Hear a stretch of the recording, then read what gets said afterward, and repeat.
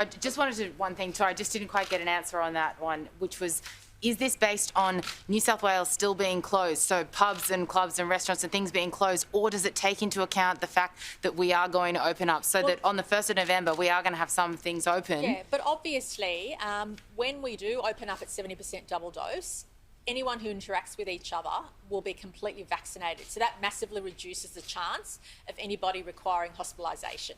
So what you have in front of you is what we best anticipate will occur, but that is why the Doherty modelling, the plan that the national plan is based on, the modelling, the research that the national plan is based on, assumes, which is the case, that high rates of vaccination prevent people from coming into hospital. And as every day we give the health updates, you'll note that it's very rare for somebody with no underlying conditions, with double dose vaccination to end up in ICU. It does happen occasionally, but it's extremely rare. And this is what living with COVID is about. We know that every day when our vaccination numbers tick over, that's an extra layer of protection for our community. And as Dr. Nguyen said, an extra level of reassurance for those staff who have to deal with patients every day. The more people we have vaccinated, the less chance you'll have to meet Dr. Nguyen and any of her team. And that's what we want to see. We know that the double dose vaccination is an enormous protection against hospitalisation. I'm incredibly proud of the way in which our citizens have responded and come forward to get vaccinated. It's just been outstanding. To think that we're at 73.5% first dose already, over 40% second dose already, we are really, really doing well. And the best thing we can do for our wonderful staff and for our loved ones is to get vaccinated, to follow the health orders, and that's why we've been very strict.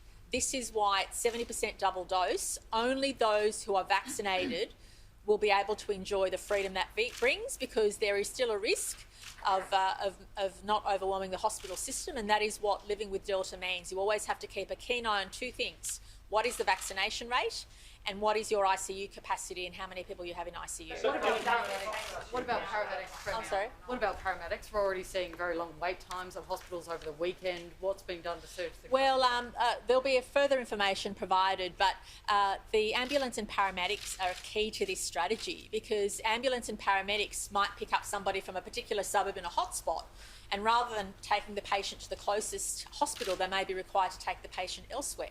So the plan that's being presented to you today, which there's more detailed information for those of you who want that, the detailed plan talks about how ambulance and paramedics are very much integral to this strategy.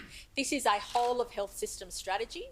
It's a whole of system strategy where everybody acts as, well, we are one team, but it's making sure the health system is connected as one team, one network. And the most critical question to ask is this person going to get a good quality of hospital care?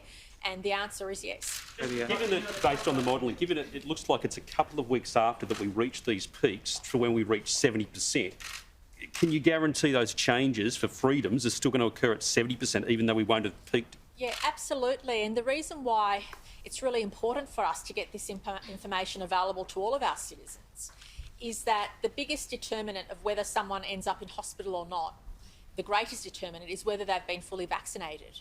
Of course, we know some people have very serious underlying conditions or age issues or other issues which make them particularly vulnerable.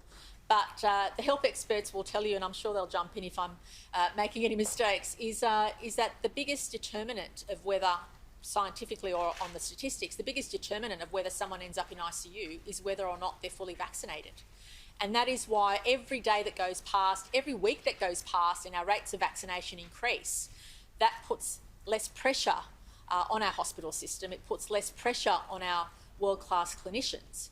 And that is why we've been in a race to get vaccinated. That's why in New South Wales we've been keen to step up. And I'm so proud of our health system, who, in addition to the GPs, who've been amazing, and the pharmacists who've been amazing in providing vaccine, New South Wales Health has done over 1 million jabs in the last couple of weeks, and that's an amazing result.